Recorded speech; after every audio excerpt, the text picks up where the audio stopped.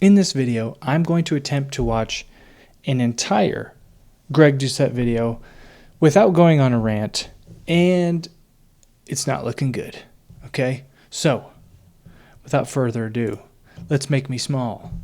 Put me in the small box, and let's get right into this video with our favorite science-based lifter, Dr. Mike. What you want to do is... Here's the really annoying thing about the science-based crowd, okay? I posted a video the other day, right? It was a short video of me, and I was doing a pump check, okay? We're 2 weeks into the bulk. Things are looking good, okay? I'm already up about, say I was 199. That means I'm up like 14 pounds. Obviously, that's not like muscle or even really probably fat at 2 weeks. That's a lot of food, water. Okay, I'm finally getting back into the carbohydrates, so carbs are feeling good. But anyways, I posted this video doing a pump check, and I think the text of the video is said, "Reject science-based lifting," and then it was like lift heavy and track your food. Said something like that.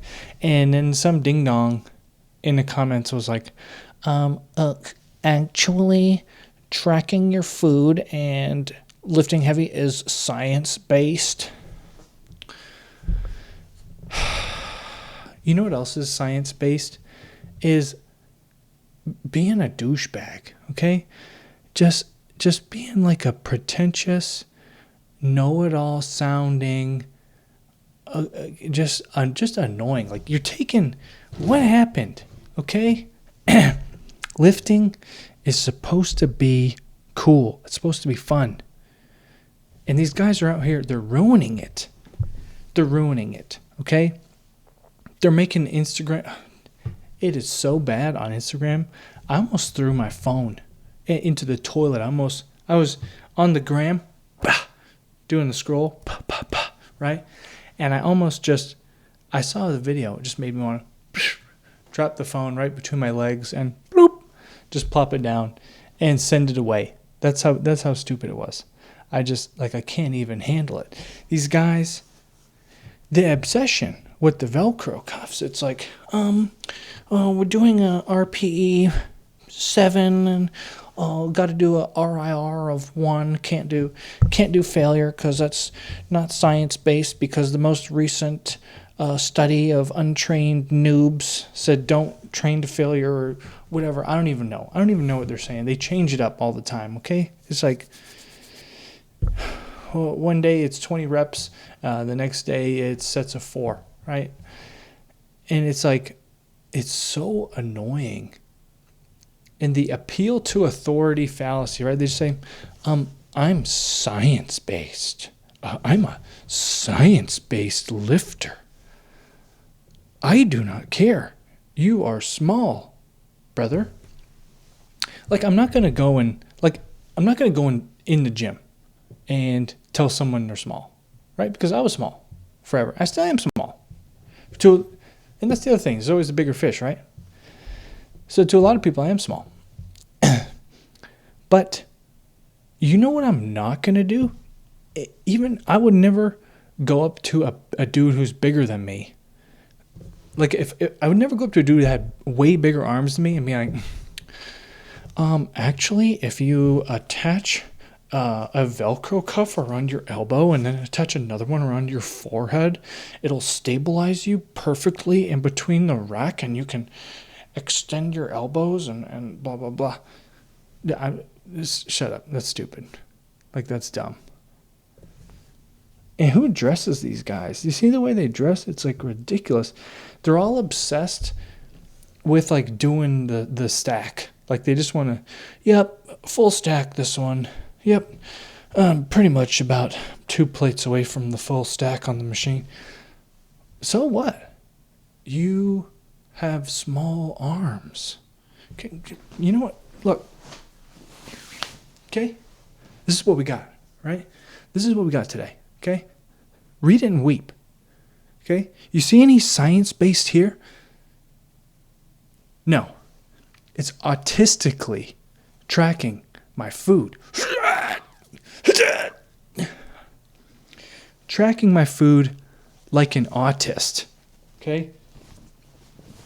That's how that happens. You don't accidentally. And 200 pounds. Okay? We're at 199 today, boys. You don't just accidentally gain yourself to 200 pounds.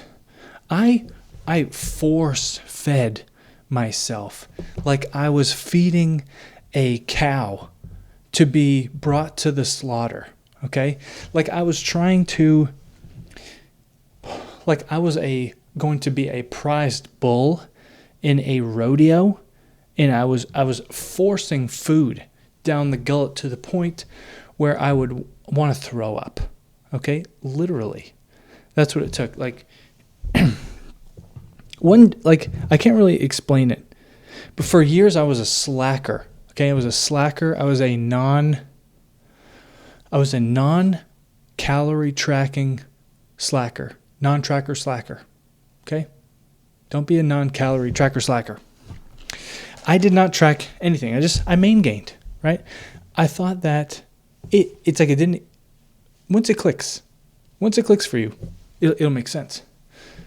But I thought that I could just eat whatever and then get bigger, right? Just think about this. Just think about the absurdity of it.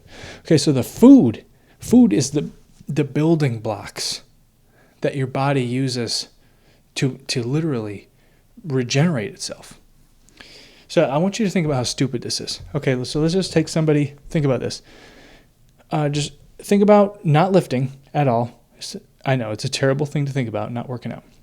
But if somebody doesn't work out at all and they just eat whatever, and let's just say they stay about the same weight. Okay, they have very tiny fluctuations, but they're staying the same weight. Just eating whatever, not tracking.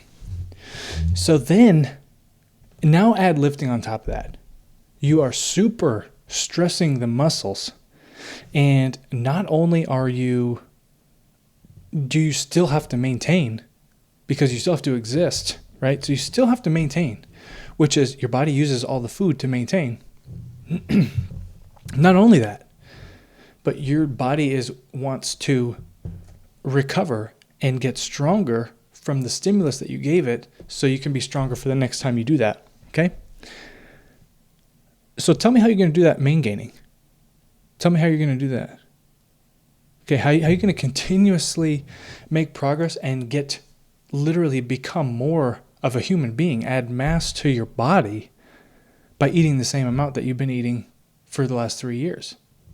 It's not going to happen. You need to be autistic about tracking your food. One day, it just clicked. I can't really explain it. One day it clicked for me. I realized, I was like, I can actually control the size of my body with food, with eating. Okay. That was the day I started bulking. So you know what? I'm tired of this. I was scared. To be honest, I was scared of getting fat a little bit. I didn't know how great it would be. I don't know why. There's so much hate. The science-based lifters, they hate bulking. I don't know why. They don't like it. They're allergic to it. Bulking is great. You get so much recovery. And you can just lose the fat. Just lose the fat again. It's so easy. Losing fat is so simple. Like if you get a little bit fat, it's fine. Just lose it. It takes a couple weeks, a couple months maybe. I was pretty fat, and I went from 237 to 185. So that took just over 100 days. So that was a little more than 3 months of cutting. Getting into it, and it was life-changing. It was incredible. Like I said, the whole time before I bulked, I was scared to be fat. While I was fat, I hated being fat. And then, the last day of the cut, when I finally got to a point where I was like, damn, that worked. That was pretty legit. We made some real progress, boys. Okay? That was 10 months of force feeding myself and 3 months of cutting. So yeah, it takes a long time. But you're not going to main gain yourself into accidentally being big. And you can't listen to the science-based, because it's just... Men used to go to war, okay? And now they sit on the leg press, the leg extension machine, and they kick their feet, and they scroll Instagram and TikTok. And then they make these videos where they're like, they'll make a video about some dude who's huge. And be like, oh, he could be, he's doing it wrong. He could be better if he was doing this better. How do you know? How do you know how to get big if you're not? Right? Am I taking crazy pills here? Like, does that make sense? Yeah. Okay. Yes, there's some examples. Like, there are some coaches, right? So there's Hanny Rambod, Mr. Olympia coach. I don't know. I don't think that he's ever won Mr. Olympia, but he's coached a ton of people to get to Mr. Olympia, right? So it's like his physique isn't necessarily mind-blowing, but he clearly knows what he's talking about. So the rule of listen to somebody bigger than you almost always is true. But, like I said, there's exceptions to every rule. Hanny Rambod or any other famous, I don't really know much the other ones off the top of my head, but any other famous Mr. Olympia coaches, those would be good examples. Okay? Wow. All right. How far did we make it into this video? I don't know what Mike is going to say here, but let's get back to the video. I'm doing pretty well so far. Let's see what he has to say. Is probably bulk through winter, cut through spring, and... Bulk through winter, that's not enough time, okay? In some parts of the country, like Florida, I was just living in Florida. I moved from there recently. Florida doesn't have a winter, okay? So if you bulk, maybe like 3 weeks, it gets cold. But, so if you're in Florida, you bulk through winter, that is not enough time. I don't even think 3 months is enough time, because that muscle's got to simmer on you. It's got to sit on you for a minute. I don't think it's a good idea to get it up there and then immediately cut back like a couple months and then a couple months. I think one of the reasons why I feel like I made a lot of progress is because that bulk took me so long. I was able to sit on a lot of that muscle for a while. Because I know there was some phases where, I think like 215, the first time I went up to 215, I felt a little fluffy, like a pretty high body fat percentage. That was also when I was like destroying peanut butter. I was a peanut butter bandit. Okay.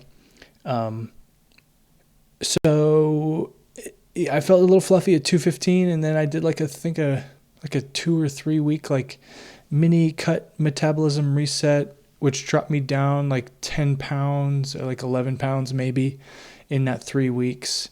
And then I kind of pushed up, kept going back at it. And then the next time I got to 215, like it was maybe 3 months later, maybe, perhaps, or around 3 months later, but 2 months later. But the second time I got to 215, like I felt much better. Like I didn't have abs, right? But if you go into one of my bulking things, you can see the pictures. There's like, in the shadows, you can see the bumps, right? So you can see my ab bumps, even at, 215 pounds. So like I said, I think that muscle's just got to sit on your frame for a minute. I don't think bulking through winter is going to do it. Dude, if you're young, if you're like a 20-year-old dude and you're like 160 pounds, or 150, 60 pounds, which is like tons of the dudes that I work out with at the gym. All the time, I'm like, they'll tell me that they're about to start a cut. And they'll weigh 160, 170 pounds. I'm like, brother, why would you cut?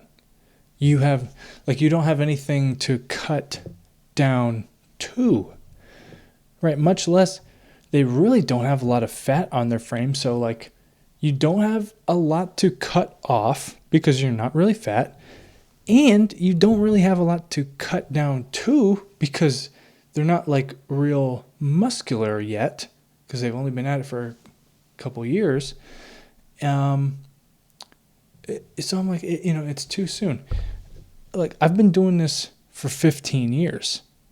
I started lifting in 2010 when I was getting ready to join the military. All right, so I've been working out for a minute, and I do it just because I love it. Like, I have no plans to ever compete or anything. I just like working out.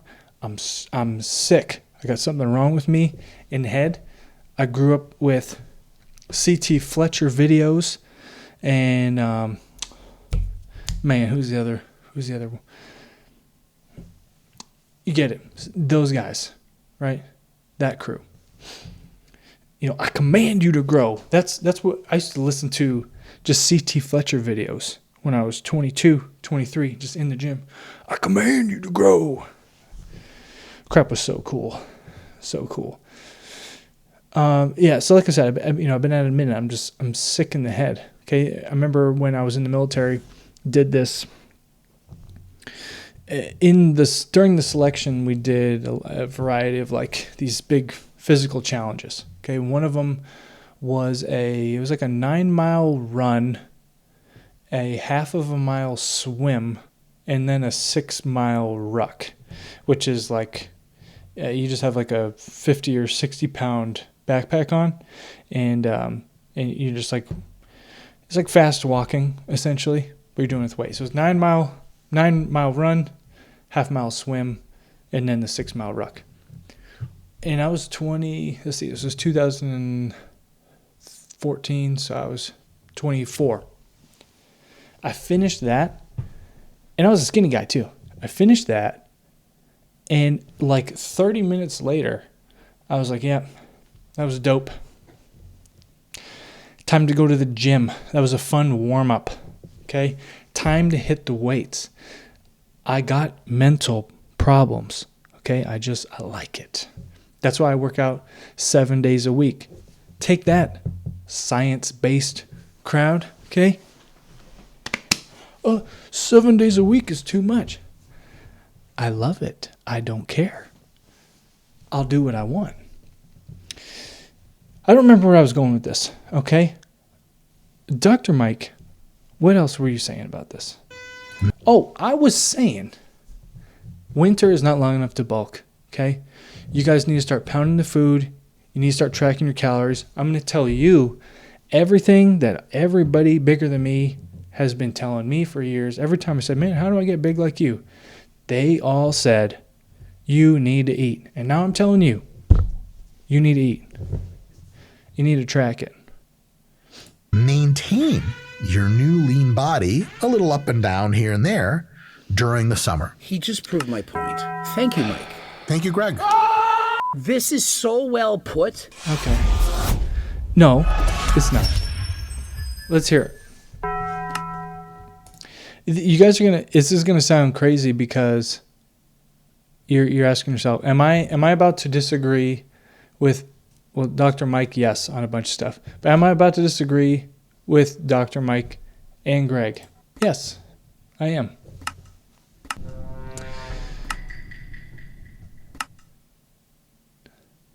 Just go watch his video and watch this section at 16 minutes or so. And so this was his advice. Why not just bulk throughout the winter and then cut throughout the... Yes, bulk through the winter and the summer. Yes. Bulk. Here's the thing. Here's how you should run it. We'll start with when you start bulking. Okay, we'll start with the start of the bulk. So you start the bulk in June, right? Because when, I know you're saying, well, it's summer. Why would you start bulking? Because when you start bulking, you don't add the fat yet. You start pounding the carbohydrates, and your vein, you just get incredibly vascular and strong, and you pump up all that, like you kind of like reinflate from your cut, and you bulk from June, July, August, September, October, November, December, January, maybe even February. Okay. So then that leaves March, April, May to cut. Okay, so maybe bulk to January. Bulk from June to January, and then January, February, March, April, May, June. That's so much time. That's so much time. That's so much time. Okay, you don't. So you want to finish your cut, like right when it's starting to get warm out. Okay, like you want to just be getting into peak leanness when, like April, May, when the short sleeve shirts are starting to come out. It's just that's when you want to do it. Okay, because look, we're doing it again. Okay, science experiment. Watch this. It just goes from nothing, and you start getting the carbohydrates. Okay, the vascularity. Okay, this is what you want at the pool. Okay, and like I said, I'm not a bodybuilder. I'm not anything special. I'm just a normal guy. Okay, working on my dad bod because I want to be the biggest, most muscular guy at whatever school function I go to with my kids, or I want to be the best looking dude at the neighborhood pool. That's literally it. The spring, and then maintain throughout the summer when you want to go and live a normal, balanced, healthy life. You go to barbecues, you're out in the summer, you look great. And so that is the time to just maintain that already lean physique. Now, hear me out. Okay, I'm hearing. Blue Lobster jump scare. You look fantastic all summer. You're enjoying life. Barbecues, girls, boys, whoever you like, whatever you want to do. You go on the beach, you're not embarrassed, you have abs, you do all the fun things. Summer's now over. Dang it, I hate when summer's over. Now it's time for my winter arc to bulk up. No one's going to see me naked again because it's the winter time. See, okay, and this is where I disagree with Greg. I disagree with Greg on the Maingaining thing. Maingaining is pointless. Maingaining is just another word for undisciplined. That's really all it means, okay? I'm sorry to say it, but that's the truth. And I'm telling that from a place of love. I'm saying that because I love you, okay? Because I care about you. I want you to have big muscles. Your muscle children are crying out. Your muscles are starving, okay? You got to feed them. Your muscle children want to get big and strong, okay? You gotta pump them up, and you gotta feed them right. This Maingaining thing, I hear what he's saying. I hear what Greg's saying. You want to maintain through the summer and just kind of basically take the summer off and chill. That's basically what he's saying. Take the summer off and be undisciplined, right? But why would you do that when you could bulk through the summer? Why not just be disciplined? Okay, you can still do everything. You can still go to barbecues, you can still go and do whatever you want. And you can just like fit it in. Just fit it into your macros. It's so simple. Okay? Whatever, you track your breakfast, track your lunch. Today for lunch I had 7 hot dogs. Throw that in there. That's going to be a high carb day, okay? Or maybe just, have fucking 3 hot dogs. I don't know. Crush some brownies. Take like 1 or 2 days off of tracking. I couldn't take a whole day off of tracking. Okay, that's some undisciplined behavior. I could maybe not track one singular meal. I think I would be able to survive without tracking one meal. And so the other thing is that this whole situation lacks context for Greg. Greg is advocating for Maingaining, which is basically being undisciplined and not tracking. But he is coming at it from the context of a previous, very long professional career of bodybuilding. 30, 40-something shows, right? So he's done many cycles of cutting and bulking, and his dietary and nutritional knowledge has got to be top notch, like highest level, top tier. Okay, so you got to think about it with that context. When he's saying Maingaining, he is like he can do this without tracking it on an app, right? His skill level is up here. He's level 99. Okay, a lot of the guys in the gym walking around, they're level 1 dieters. They're asking me, I still have guys asking me, what's a carb? What kind of foods are carbs? Which is fine. That's totally fine. That's totally okay, because at every point, if that's where you're at, that's okay. Because everybody needs to learn at some point. So it's totally fine if that's you. But I just want you to know, if you are the guy who's saying, what foods are good proteins, or what foods are fats, or all that. Greg saying Maingaining, his nutritional and diet knowledge is literally like second nature to him. All that, he doesn't even have to think about it. It's just boom. It's just part of his life. So Greg, I think you're wrong. I think you're wrong about this. I don't think it's good. I don't think it's good to encourage a lack of discipline. If you here's the thing. If you want to take the summer off, that's fine. It's fine. If that's what you want, that's okay. But I don't think we should be encouraging it. I think we should encourage the highest levels of discipline. And if you take but you don't have to. You can take but it's like, why would we encourage slacking? It doesn't make sense. Okay, I made it 1 minute and 25 seconds into the video. That's pretty good for me. And this video is about 27 minutes long. So yeah, not bad.